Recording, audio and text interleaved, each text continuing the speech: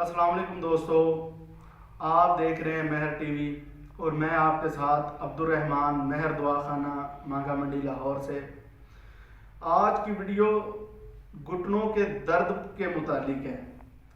इसको हम knee pain भी कहते हैं। इसकी वजूहात क्या हैं, इसकी अलामात क्या हैं और इसका इलाज क्या है, ये सब हम आज की इस वीडियो में मुकम्मल तफसील के साथ डिस्कस करेंगे। तो दोस्तों, वीडियो शुरू करने से पहले मेरी आप तमाम दोस्तों से रिक्वेस्ट है कि हमारे चैनल को सब्सक्राइब करें, हमारी वीडियो को मुकम्मल देखें। अगर वीडियो अच्छी लगे तो लाइक करें, साथ मौजूद बेल आइकन को दबाना मत भूलिएगा और अपने दोस्तों में हमारी वीडियो शेयर भी करें। तो दोस्तों, घुटनों का दर्द सुनते ही हमारे जहन में बुज़ुर्गों और उम्र रसीदा अफराद का ख्याल आता है, क्योंकि ये बीमारी ज़्यादातर उम्र रसीदा अफराद को ही अटैक करती है, उम्र रसीदा अफराद में ही पाई जाती है। लेकिन दौरे हाज़िर में ये बीमारी नौजवानों को भी लाहक होना शुरू हो चुकी है। हमारे पास बहुत ज़्यादा इससे मुतालिक शिकायत आ चुकी हैं, ख़ास करके ये औरतों में बीमारी पाई जा रही है। तो दोस्तों, सबसे पहले हम ये देखेंगे कि घुटनों के दर्द की कौन कौन सी वजूहात हैं। तो दोस्तों, घुटनों का जो जोड़ है ये पूरी बॉडी के जॉइंट्स में सबसे इम्पोर्टेंट और सबसे ज़्यादा वर्केबल है। सबसे ज़्यादा इम्पोर्टेंस इसकी इसलिए है क्योंकि ये सबसे मेजर रोल हमारी बॉडी के अंदर प्ले करता है। तो जोड़ों में जो जैसे जैसे इंसान की एज इंक्रीज होती जाती है, आपकी उम्र बढ़ती जाती है, तो हमारे जोड़ घिसना शुरू हो जाते हैं। तो घिसने की वजह से हमारे जॉइंट्स में, हमारे जोड़ में खला पैदा हो जाता है, एक गैप आ जाता है, तो जिसकी वजह से हमें घुटनों को हरकत देते हुए, जॉइंट्स को हरकत देते हुए दर्द महसूस होता है, शदीद तकलीफ महसूस होती है। तो दोस्तों, इसकी एक अहम वजह यूरिक एसिड है। जब आपकी बॉडी के अंदर यूरिक एसिड की मिकदार बढ़ जाती है तो आपके घुटनों में दर्द शुरू हो जाता है, आपके जोड़ों में दर्द शुरू हो जाता है। जिस भी मरीज़ को ये मर्ज़ लाहक है वो अपना यूरिक एसिड टेस्ट करवा ले, यकीनन उसके टेस्ट में यूरिक एसिड की मिकदार ज़्यादा आएगी। तो दोस्तों, मोटापा, जब आपकी बॉडी का वज़न आपकी उम्र के लिहाज से बढ़ जाए, आप मोटापे का शिकार हों, तो भी आप जॉइंट्स की बीमारी का शिकार हो सकते हैं। तो मोटापा भी इसकी एक अहम वजह है।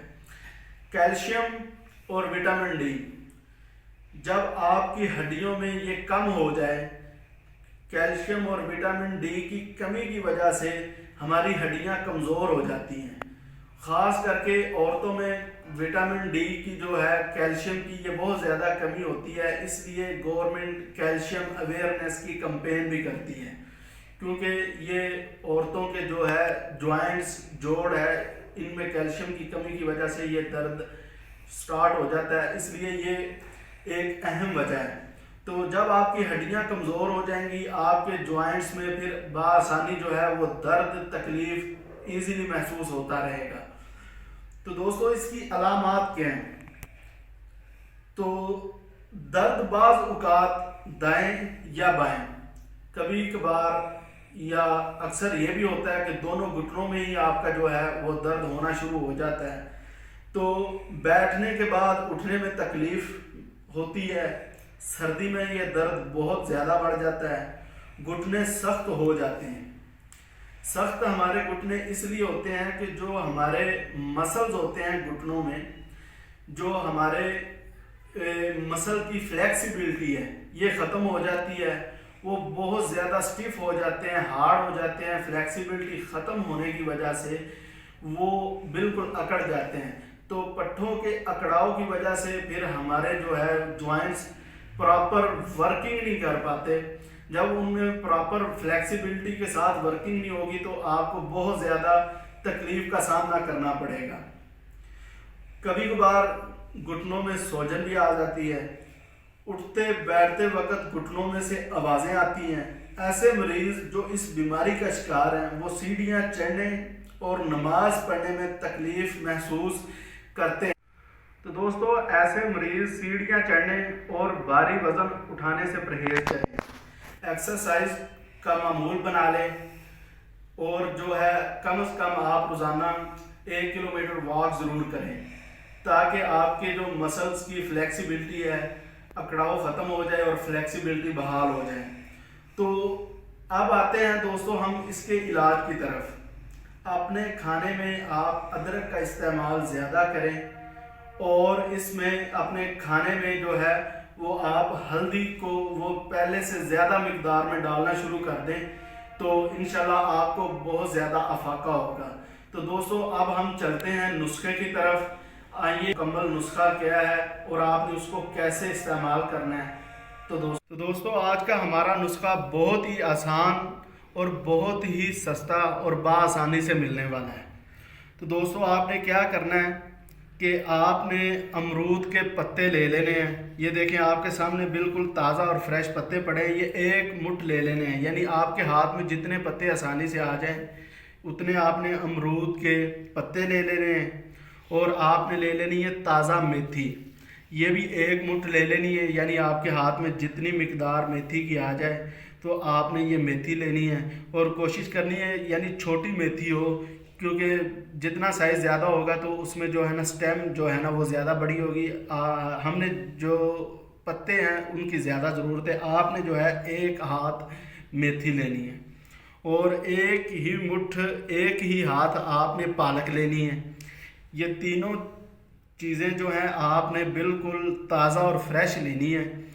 تو امرود کے پتے، میتھی اور پالک، یہ تینوں آپ نے برابر مقدار میں 1 مٹھ لے لینی ہے، اور آپ نے کیا کرنا ہے دوستو کہ 1.5 گلاس پانی لینا ہے۔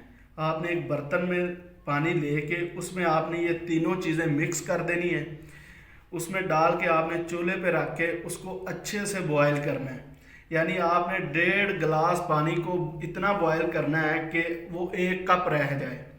جب 1 کپ رہ جائے تو آپ نے اس کو اچھی طرح فلٹر کر لینا ہے۔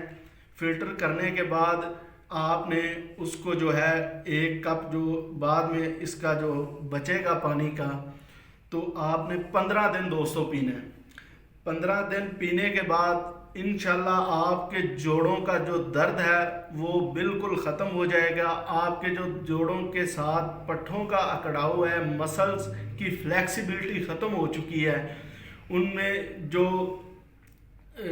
ہارڈنیس ہے وہ بالکل ختم ہو جائے گی۔ آپ کے جو مسلز ہیں وہ دوبارہ آسانی سے جو ہے موومنٹ کرنا شروع کر دیں گے، اور آپ کے جوڑوں بالخصوص گھٹنوں کا درد انشاءاللہ نہیں رہے گا۔ تو یہ بہت ہی آسان اور بہت ہی آزمودہ نسخہ ہے۔ امرود کے پتے، میتھی کے پتے اور پالک کے پتے، یہ تینوں 1 آپ نے مٹھ یعنی آپ کے ہاتھ میں جتنے آ جائیں وہ آپ نے لینے ہیں۔ یہ روزانہ کے ہیں، آپ نے روزانہ فریش لینے ہیں۔ 15 دن آپ اس کا کعوہ بنا کر پیویں۔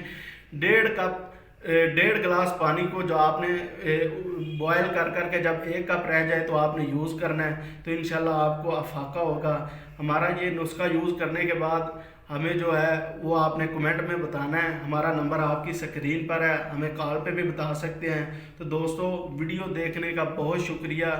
ہمارے چینل کا اپنا اور اپنے چاہنے والوں کا خیال رکھیے گا۔ السلام علیکم ورحمۃ اللہ۔